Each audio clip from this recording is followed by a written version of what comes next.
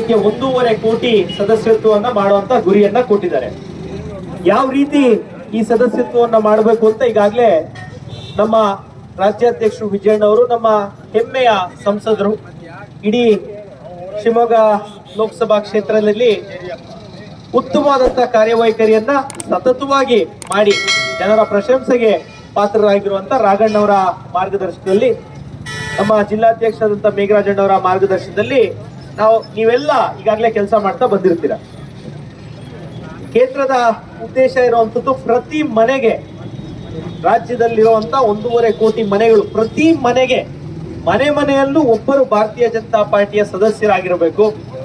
ರಾಜಕೀಯ ವ್ಯವಸ್ಥೆಯಲ್ಲಿ ಇವತ್ತು ನರೇಂದ್ರ ಮೋದಿಯವರು ಭಾರತವನ್ನ ವಿಶ್ವದ ಭೂಪಟದಲ್ಲಿ ನಂಬರ್ 1 ದೇಶವನ್ನಾಗಿ ಮಾಡಬೇಕು, ವಿಕಸಿತ ಭಾರತವನ್ನ 2047ನೇ ಇಸ್ವಿಗೆ ಮಾಡಬೇಕಾದ್ರೆ ಎಲ್ಲ ಭಾರತೀಯರು, ಎಲ್ಲ ನಾಗರಿಕರು ಇವತ್ತು ರಾಜಕೀಯ ವ್ಯವಸ್ಥೆಗೆ ಬರಬೇಕು.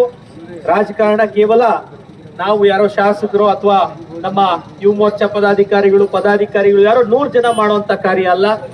ಇಡೀ ರಾಜ್ಯ ಒಟ್ಟಾಗಿ ಭಾರತವನ್ನ ಮತ್ತೊಮ್ಮೆ ಪರಮ ವೈಭವಕ್ಕೆ ಕೊಂಡೊಯ್ಯಬೇಕಾದ್ರೆ ಇಡೀ ದೇಶದಲ್ಲಿರುವಂತ ಮನೆಯಲ್ಲಿ ಒಬ್ಬೊಬ್ಬ ಭಾರತೀಯ ಜನತಾ ಪಾರ್ಟಿಯ ಸದಸ್ಯ ಇರಬೇಕು ಅಂತ ಈ ಅಭಿಯಾನವನ್ನ ಪ್ರಾರಂಭ ಮಾಡಿದ್ದಾರೆ. ನಮ್ಮ ನಾಯಕರಾಗಿರುವಂತಹ ವಿಜಯಣ್ಣವರು ಸಹ ಇಡೀ ರಾಜ್ಯದಲ್ಲಿ, ಇವತ್ತು ಸಹ ಮೈಸೂರು ಪ್ರವಾಸದಲ್ಲಿದ್ದಾರೆ, ನಿನ್ನೆ ಶಿಕಾರಿಪುರಕ್ಕೆ ಬಂದಿದ್ರು. ಇಡೀ ರಾಜ್ಯದಲ್ಲಿ ಓಡಾಡ್ತಾ ಈ ಒಂದು ಸದಸ್ಯತ್ವ ಅಭಿಯಾನಕ್ಕೆ ನಿಜವಾದ ಶಕ್ತಿಯನ್ನ ತುಂಬುತ್ತಾ ಇದ್ದಾರೆ. ಇವತ್ತು ನಾವು ಶಿವಮೊಗ್ಗ ಜಿಲ್ಲೆಯವರು ಈಗಾಗಲೇ ಪ್ರಶಾಂತ್ ಅವ್ರು ಹೇಳ್ತಿದ್ರು, ಒಂದೊಂದು ಮಂಡಲಕ್ಕೂ 60 ಜನ 50 ಜನ ಯುವಕರು, ಯುವ ಮೋರ್ಚಾ ಜಿಲ್ಲಾ ಪದಾಧಿಕಾರಿಗಳು ಮತ್ತು ವಿವಿಧ ಮಂಡಲದ ಪದಾಧಿಕಾರಿಗಳು ಹೋಗಿ ಬೂತ್ ಮಟ್ಟದಲ್ಲಿ ಈ ಸದಸ್ಯತ್ವವನ್ನ ಮಾಡೋ ಕೆಲಸ ಮಾಡ್ತಾ ಇದೀವಿ.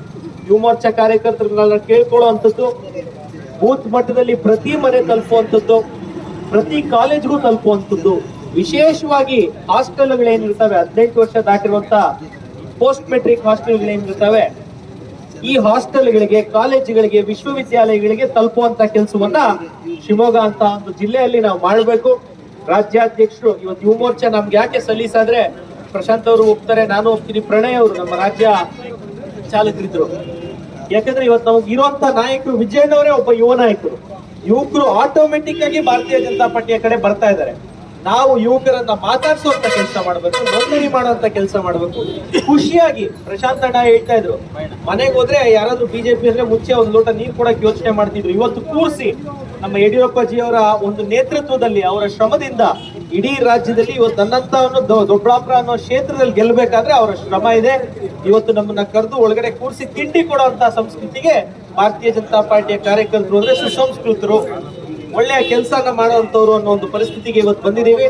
ಅದನ್ನ ಮುಂದುವರಿಸ್ಕೊಂಡು ಹೋಗ್ಬೇಕು. ಯುವಕರನ್ನ ನಾವು ಸಂಪರ್ಕಿಸ್ಬೇಕು.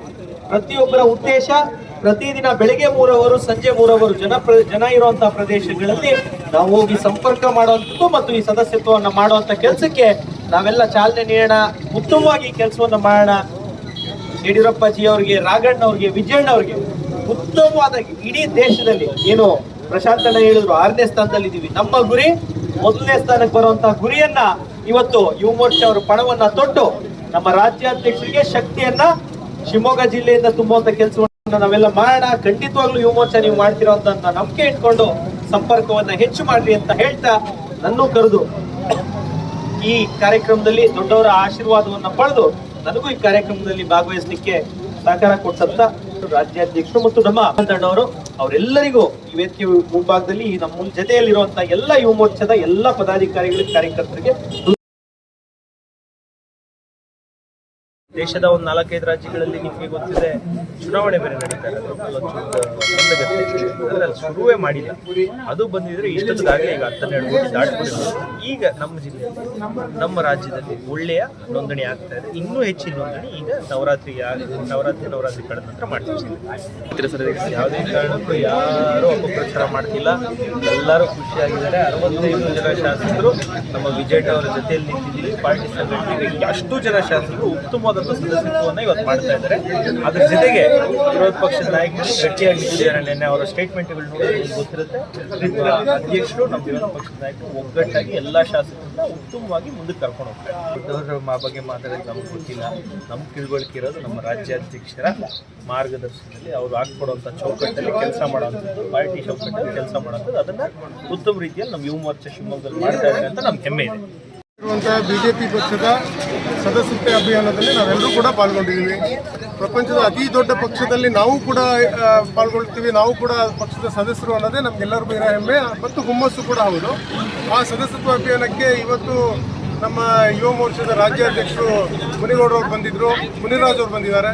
ಹಾಗಾಗಿ ಈ ಕಾರ್ಯಕರ್ತರ ಹುಮ್ಮಸ್ಸಲ್ಲೇ ನಮ್ಗೆ ಗೊತ್ತಾಗ್ತದೆ ಯಾವ್ಯಾವ ರೀತಿಯಲ್ಲಿ ಅವ್ರ ಹುಮ್ಮಸ್ಸಿದೆ, ಯಾವ್ಯಾವ ರೀತಿಯಲ್ಲಿ ಸದಸ್ಯತ್ವ ಮಾಡೋದು. ಮತ್ತು ಈವನ್ ಜನಸಾಮಾನ್ಯರು ಕೂಡ ಪಕ್ಷದ ಬಿಜೆಪಿ ಪಕ್ಷದ ಸದಸ್ಯರ ಆಗಲಿಕ್ಕೆ ತುದಿಗಾಲಲ್ಲಿ ನಿಂತವ್ರ ಥರ ನಾವೇ ಎಲ್ಲೋ ಒಂದು ಕಡೆ ಹಿಂದೇಟು ಹಾಕ್ತಿದ್ವೋ ಕೇಳುತ್ತೆ ಅನ್ನೋ ರೀತಿಯಲ್ಲಿ ನಮಗೆ ಕಾಣ್ತಾ ಇದೆ.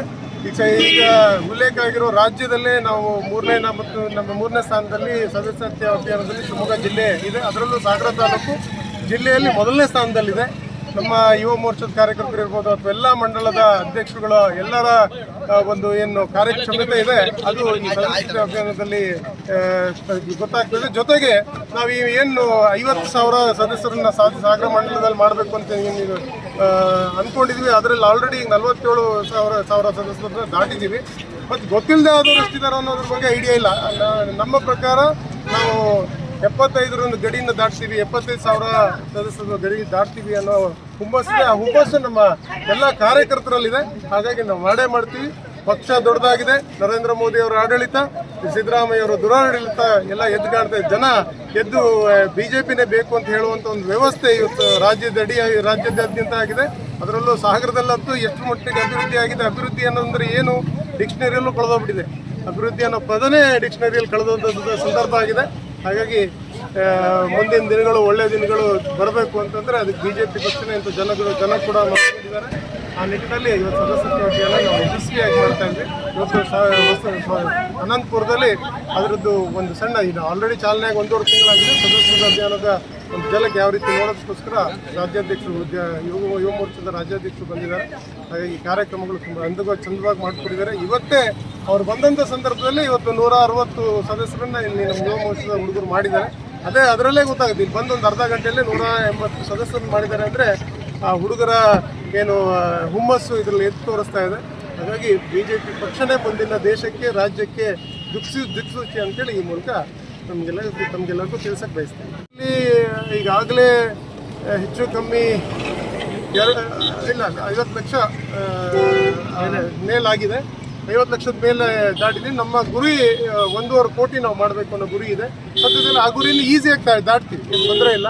100ಕ್ಕೆ 100 ನಾವು 1.5 ಲಕ್ಷ ಸದಸ್ಯರನ್ನ ನಾವು ಈ ಮೂಲಕ ಮಾಡ್ತೀವಿ ಈ ಅಭಿಯಾನದಲ್ಲಿ. ಮತ್ತು ಜನರೇ ಅದಕ್ಕೆ ಮುಂದಿದ್ದಾರೆ. ನಮಗಿಂತ ಜಾಸ್ತಿ ಜನರ ಉತ್ಸಾಹನೇ ಚೆನ್ನಾಗಿದೆ. ಹಾಗೆ ನಾವು ಮಾಡ್ತೀವಿ. ಸಿದ್ದರಾಮಯ್ಯವರು ವಾಪಸ್ ಸೈಟ್ ಕೊಟ್ಟರು ಅನ್ನೋದೇ ಬೂಡ ಹಗರಣದ ಅಸತ್ಯದ ಬಗ್ಗೆ ಹೇಳ್ಕೊಡುತ್ತೆ. ಈಗ ಎಲ್ಲ ಸತ್ಯ ಇದ್ದರೆ ಸೈಟನ್ನು ವಾಪಸ್ ಕೊಡುವಂಥ ಅವಶ್ಯಕತೆ ಏನಿತ್ತು? ಹಾಗಾಗಿ ಸಿದ್ದರಾಮಯ್ಯವರು ನೈತಿಕ ಇವತ್ತು, ಯಾಕಂದರೆ ಶುದ್ಧ ಹಸ್ತ ಅಂತ ಹೇಳ್ತಿರುವಂಥ ಸಿದ್ದರಾಮಯ್ಯವರು ಈ ಮೂಲಕ ಅವ್ರಿಗೆ ಹೇಳೋದೇನಂತಂದರೆ ಶುದ್ಧ ಹಸ್ತವಾಗಿ ಇದ್ದೀರಿ ಅನ್ನೋದಾದರೆ ತನಿಖೆಯನ್ನು ಎದುರಿಸಿ ಅದರಲ್ಲಿ ಶುದ್ಧ ಹಸ್ತ ಅಂತ ನೀವು ಮಾಡಿಕೊಂಡು ಮತ್ತೆ ಮುಖ್ಯಮಂತ್ರಿಗಳಾಗಿ ಏನು ತಪ್ಪೇನಿಲ್ಲ, ಆಗಬಾರ್ದು ಅಂತ ಏನಿಲ್ಲ. ಯಾಕಂದರೆ ಅವ್ರಿಗೆ 236 ಜನರದ ಸಂಖ್ಯೆ ಬೆಲೆ ಇರೋದ್ರಿಂದ ರಿಸೈನ್ ಮಾಡಿ ಮತ್ತೆ ಆಗುವಂಥ ಅವಕಾಶಗಳಿದೆ. ಬಟ್ ಶುದ್ಧ ಅಂತ ಹೇಳ್ಕೊಂಡು ಬನ್ನಿ ಅಂತ. ಯಾಕಂದರೆ ನಾವು ಸಿದ್ದರಾಮಯ್ಯವ್ರು ನೋಡ್ಬೇಕಾದ್ರೆ ಶುದ್ಧ ಅಂತ ಹೇಳ್ಕೊಂಡೇ ನೋಡ್ತಾ ಇರ್ತೀವಿ. ನಮಗೂ ಕೂಡ ತಪ್ಪು ಕಲ್ಪನೆಗಳಾಗಬಾರ್ದು. ಅವರಿಗೆ ಈ ಮೂಲಕ ವಿನಂತಿ ಏನಂದರೆ ರಾಜೀನಾಮೆ ಕೊಟ್ಟು ಬೂಡ ಹಗರಣದ ತನಿಖೆಯನ್ನು ಎದುರಿಸಿ ಅದರಲ್ಲಿ ಶುದ್ಧವಾಗಿ ಬರಲಿ. ಅವಾಗ ನಾವೆಲ್ಲರೂ ಕೂಡ ಸಿದ್ದರಾಮಯ್ಯ ಶುದ್ಧ ಅಂತ ಹೇಳಿ. ಇಲ್ಲ ಅಂದರೆ ಅವ್ರು ಕಳಂಕಿತ ಮುಖ್ಯಮಂತ್ರಿನೇ ಕಳಂಕಿತ ವ್ಯಕ್ತಿ ಅಂತಲೇ ನಾವೆಲ್ಲರೂ ಗಂಟಾಘೋಷವಾಗಿ ಹೇಳುವಂಥದ್ದು.